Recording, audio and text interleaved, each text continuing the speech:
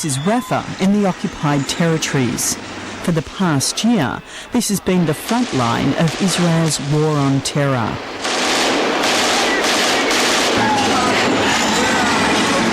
We do not want to be here. We know it sucks for you to be here too. These international activists are here trying to prevent the Israeli military from razing the family homes of alleged Palestinian militants. We don't stop them from doing all the terrible things they do all the time. We can't. A few internationals can't stop the army from continuing its ritual humiliation, its murder, destruction on a daily basis. But we believe that when we are there, this is minimised. Israel claims it's trying to deter would-be suicide bombers.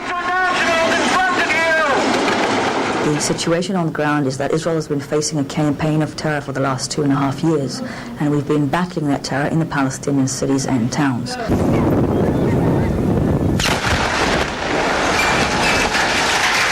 To the activists, this is nothing short of collective punishment, deliberately designed to destroy homes and the spirit of the Palestinian people. These are homes that don't have any connection necessarily with suicide bombers. These are homes that just happen to be in a place that the Israeli military finds strategically important to them. 2 months ago, an American human shield, Rachel Corrie, was killed as she defied this Israeli bulldozer in Rafah. Bulldozer drove up and it kept going, and she tried to move back, but she couldn't move back, and she got caught underneath. She got caught underneath the bulldozer, and it drove and it kept going. The bulldozer ran right over her, crushing the 23-year-old under its tracks. It was all too much for this activist, who witnessed her death.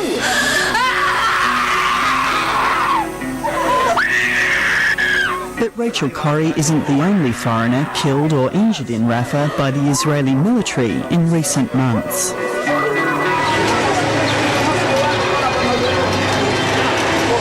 In April, 21-year-old British photography student Tom Hurndall came to Rafah to document life and death here for his university course, while lending his support as well. 4 days after these images were filmed by the activists, he was shot.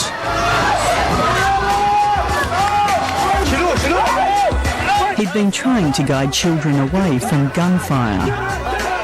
Hurndall believed his passport was his protection. He was wrong. Hello, I'm calling you from Rafah. A British citizen called Tom Hurndall, Hurndall, passport number 03883990, has just been shot in the head by the Israelis. We would like you to inform the Israeli army to stop shooting in the Yibna area. He was not in any line of fire. Tom is now brain dead and in a coma. Witnesses say a single bullet fired from an Israeli military watchtower sliced through the back of his skull and out his forehead. RAPHAEL COHEN was with Tom that day. It was he who called on the military to stop firing. We were clearly visible. I mean, Tom himself was certainly clearly visible in that he was wearing a fluorescent jacket. There's 2 security towers which overlooked the area that we were in as we came towards the end of the street, and there would be no doubt that we would be visible. So to have shot him, they would have known who he was. They would have had to have taken careful aim. It was absolutely, definitely careful aim. I mean, right through the head and above the left eye. It was, target practice. I don't feel I have to answer the accusations. I think they're ridiculous. The Israeli army does not target civilians. Everybody knows that. Not intentionally and not otherwise. And the injury or the death of civilians during this conflict is inevitable. This is a war, and people get hurt in a war, especially when you knowingly place yourself in that situation. Tom's family are not convinced by the Israeli army response. Excuse me, could you move back, please? Thank you. Anthony Hurndall, a London property lawyer, and his wife Jocelyn, head of a school learning support team, have come with their children to see where their son was shot and to find the truth. He took him away. Then he wanted to return back to get the two little girls. Then suddenly he was looking in this direction. Suddenly he fell on his knees here. So hang on. Both Anthony and Jocelyn have put their jobs on hold. And since Tom was shot, the family is in limbo. I felt the children needed to be here, needed to see where Tom was hurt in order to understand it for themselves. It feels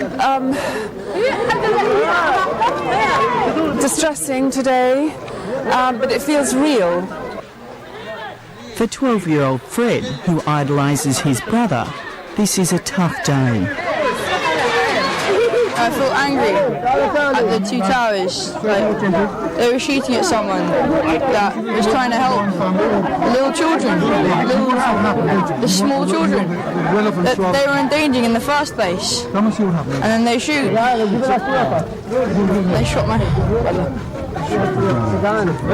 The military's first response was to suggest that one of their soldiers had fired at a Palestinian gunman who had been sighted in the area. The commander of the outpost identified that man, and he fired a single shot at his direction. Unfortunately, the next thing we know of is that Tom was hit. How did this happen? We are not certain. Was he the one with a pistol? I don't know. Very unlikely.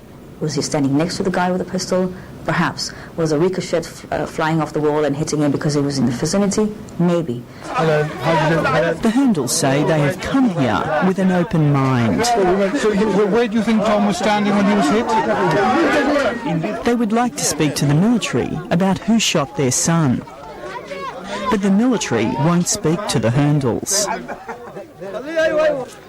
They would only speak with Dateline once strict guidelines were set. The military refused to be questioned about the international solidarity movement itself, agreeing only to discuss the specifics of the incidents in which the foreign activists were harmed. The family wants to meet with the military to ask what happened. No one will meet with them. Where is the humanity in that? No, we don't. We don't talk to Israeli civilians, we don't talk to Palestinians, and we don't talk to foreign nationals. So you only ask the military what it did? This is a military investigation. This is the point of a military investigation. If a soldier has done something wrong, why would he tell you? Again, our history and our previous experience has proved that the best way to look into the matter is for the army to investigate. And the soldiers can come out and say what really happened there. It may not have been possible to see perhaps more than the top part of his body. But the Hurndalls aren't giving up so easily. Well, he was wearing the orange jacket there. In the shots that you see of Tom, pictures of Tom after he was shot, you still see him wearing that. That's a typical sort of stance of Tom's. Slightly shy, not used to the publicity, smiling at the situation. Cut through the bone, make it hard. Each day brings greater knowledge about what happened. Leave you here. You go on getting deeper and deeper and developing understandings, because personally you have to find a reason for what's happened. You know, I'm Tom's mother. I have to find a reason. And there's also admiration for a son who may just have paid the ultimate price for his belief in humanity. It's very difficult to talk about Tom in the present tense because he's not going to be back with us as Tom was. So, we do talk about him in the past. You're very proud of him? Very proud. That was one of my first reactions after the initial shock and angry, which I felt straight away. was, gosh, Tom, if you're going to go, we could not think of a better way for you to go. An act of great bravery and compassion and humanity. We couldn't be more proud of it. In Rafah, there is acknowledgement and strong support for the activists, but a sense of weariness at a situation no one appears able to change. متضامن مع الشعب الفلسطيني ووجودهم يعني بخفف المعاناة من جهة الخنازير اليهود. This is 5-year-old Salamah. He was one of 3 children Tom was attempting to rescue. He'd frozen in fear when soldiers began firing around in front of him. His mother knows the price Tom paid to save her son. She also knows there is little comfort she can offer the Hurndalls. واحنا على العناد اللي صارت طبعا زعلنا يعني عليه. ايش بدنا نسوي عاد؟ Anthony Hurndall has already paid 2 visits to the site where his son was shot. He would like to return once more. We would like to know, obviously, whether this was deliberate, whether it was an accident, or whether it was just reckless. But the Hurndalls won't be returning to Gaza. After this visit, they tried to return once more to visit witnesses to their son's shooting. Travelling in a British embassy vehicle, the Israeli army fired a warning shot over their car.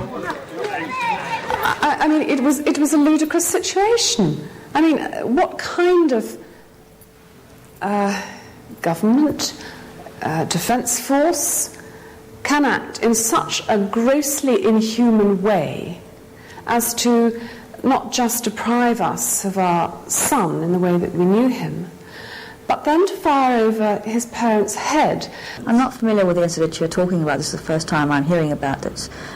So I'd rather not go into it. But as I said, we have very strict procedures, and we do not shoot and not target, especially not diplomatic cars or any other cars for that matter. But we're talking about the Gaza Strip. We're talking about a very tight security situation there. The military has since acknowledged that a shot was fired. No apology has been given. Just days after that incident, new procedures were implemented at the Erez crossing into the Gaza Strip. Only foreign aid workers willing to sign an indemnity form absolving the Israeli military in the event of being shot or killed were now being allowed to cross.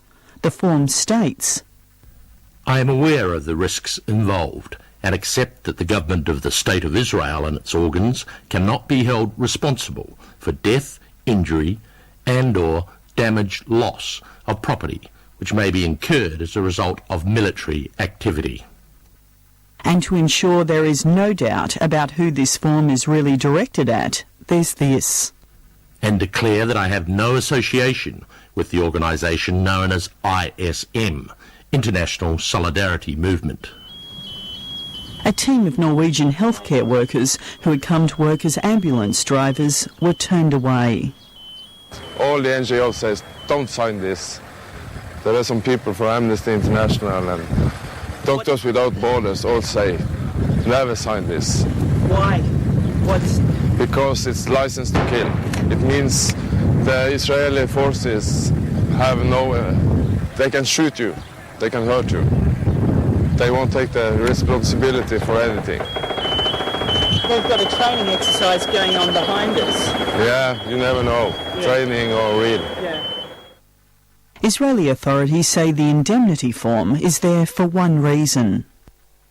We don't want anyone to be in a position of danger, but if someone chooses to do so by taking personal risk, I mean, we first and foremost want to emphasize what he is doing is reckless, what he might do is unnecessary, and to reconsider many times before he does it. I mean, I believe, this is one of the elements that you say it's a warning element.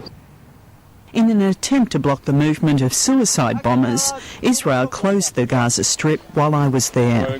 Amidst the latest attempts to find peace, the most severe crackdown in years has been declared. It began after 2 suicide bombers from Britain blew up this bar in Tel Aviv. Israeli authorities accused the international solidarity movement of having connections with the 2 men, an accusation strongly denied by the ISM. The ISM views it reprehensible that Israeli officials are exaggerating the connection of these 2 attackers to ISM to serve its own interests. RAPHAEL COHEN admits he met the 2 men briefly when they showed up uninvited to the movement's Rafah office just days before the blast. They were completely unknown to us. I'd like to emphasise that. They were people who came in without invitation, and we were holding a small ceremony. And we invited the people who were there. They came.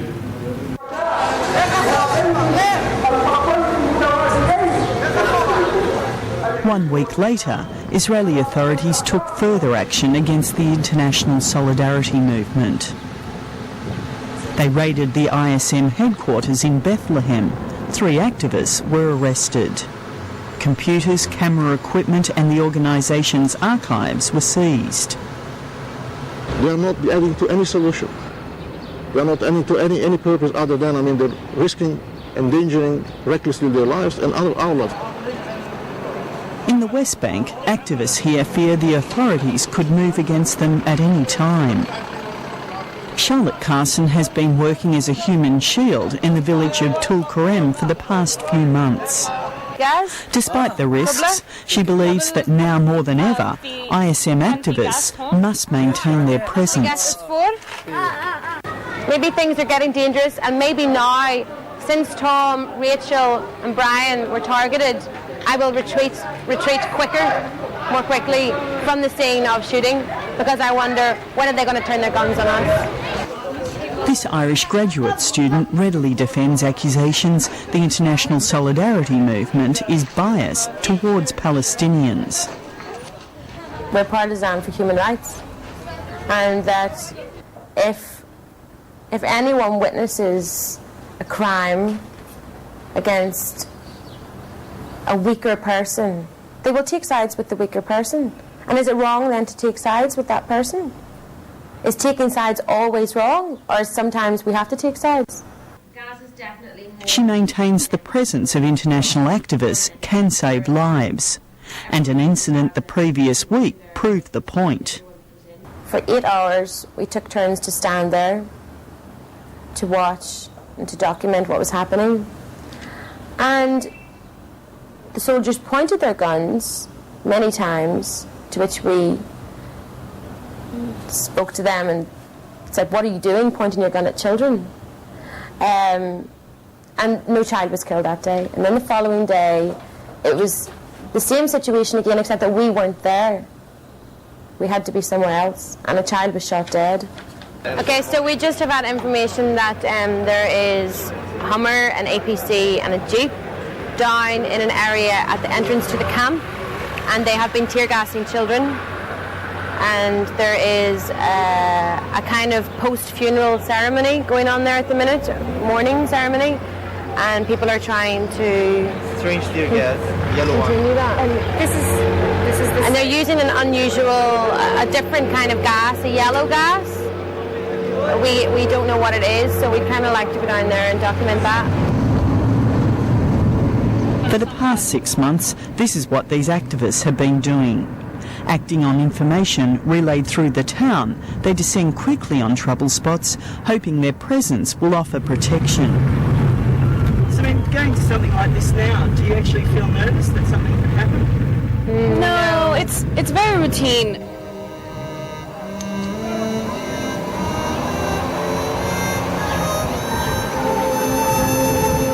It may be routine, but answering these calls in this war zone can be lethal. Can we talk about what we're doing?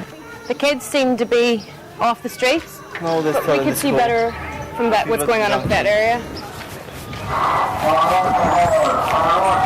So that's an announcement of curfew, Manata Jawa.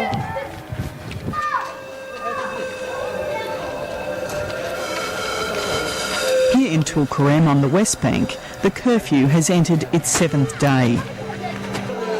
The people know they risk arrest if caught on the street. But shops still remain open for as long as the military remains out of sight. But the curfew is a problem for these children, who somehow have to get home from school safely. That means walking past this armoured vehicle. The soldiers taunt the children, who retaliate by throwing stones.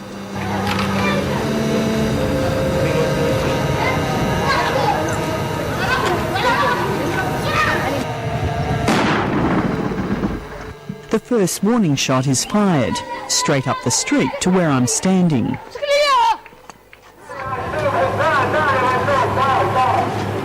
What are they saying? They're calling the children to come over. Come over, son of a bitch.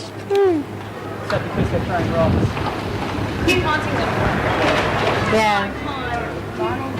I mean, when soldiers come in like this, they are provoking the children to throw stones. What are these young boys meant to do? They came...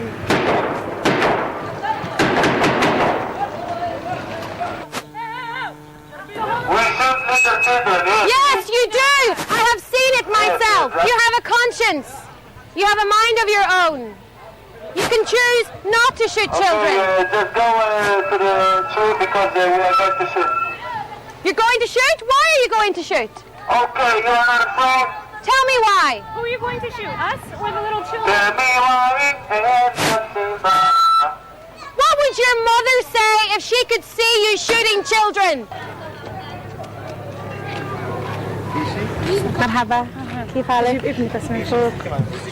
A Palestinian mother asked the activist to walk with her past the soldiers. The human shields are put to work. She wants to go and get him? Yeah. Shall I go? Yeah, but... Should we all go? You want to go with her? Maybe you and Gabriel.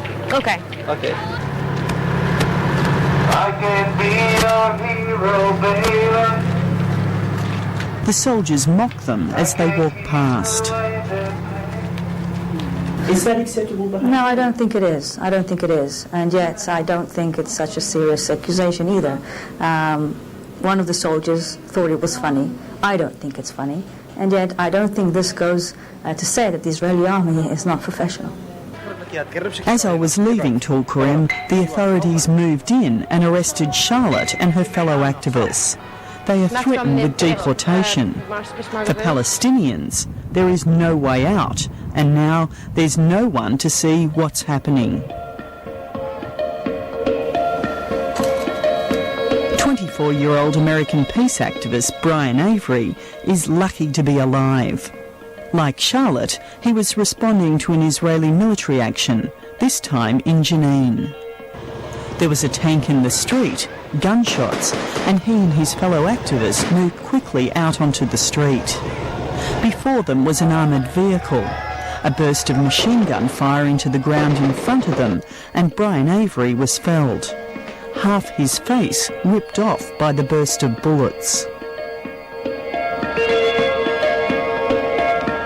When you were shot, what were you doing? Were you clearly visible? Did they know who you were? Yes, we were clearly visible. We were a group of internationals standing in a wide open street with plenty of visibility, and we were wearing reflective fluorescent vests. So there was no way they could have mistaken you for anything but who you were? Not at all. In that sense, it makes you feel that you were targeted? Yes. Usually most people, when they hear shots, they run away. In that case, these people were going towards the sound of the shots. This is what these people do. The Israeli army is conducting an inquiry into his shooting, but Brian Avery has no doubts about the result. I think that they will take everything in their power not to take any responsibility. They will blame you? Yes.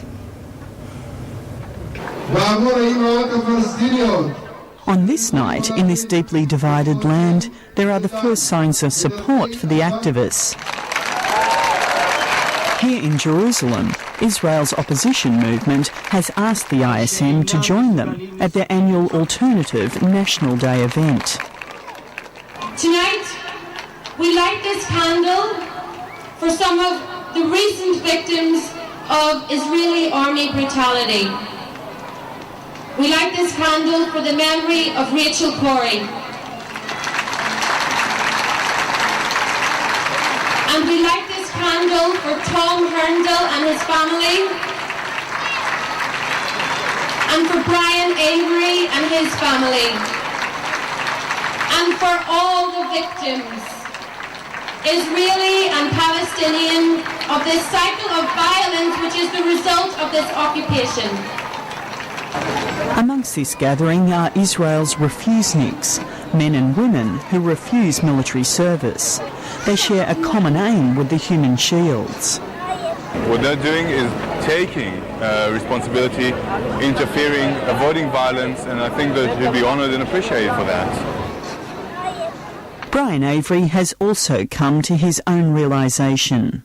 Yes, I mean, there's always an element of risk, but it was never, right in our faces like it is now. No one had really been shot or killed. So it was like, it was out there, but it wasn't, to the point where we felt like we were being terrorized. Which we do now. Would you have come if you thought that this could have happened? It's difficult to say. I wanted to come, but I think the actions that I would have done would have been very different. You wouldn't have put yourself in the firing line? No, I don't think I would have been as liberal with the actions I did as I was before. The whole of his back would have been seen, the whole of his back, which would have been, and that was entirely orange. Having had some time to review photos taken at the site where his son was shot, Anthony Hurndall has also reached his own conclusion. So in fact, he's only now being able to sit here quietly, looking up at that tower from where Tom was shot and seeing what was between him and that tower, that one can see that they must have been able to see him from at least waist height. I have to say that changes my view. So what do you now think? They saw him. They knew he was a peace activist when they shot him. That's my view.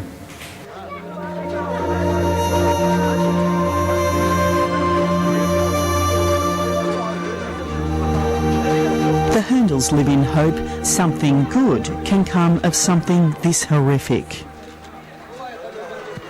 It's an extract from his diary. Perhaps I could read it to you. I want to look up to myself, and when I die, I want to be smiling about the things that I've done, not crying for what I haven't. I guess I want to be satisfied I know the answer to this question. Everyone wants to be different, make an impact, be remembered.